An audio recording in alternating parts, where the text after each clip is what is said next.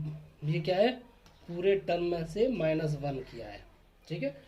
ये होती है जहाँ आरपी क्या है, आपका कंप्रेसर रेशियो है, जिसे हम क्या बोलते हैं, P2/P1 या P3/P4 कह सकते हैं, ठीक है।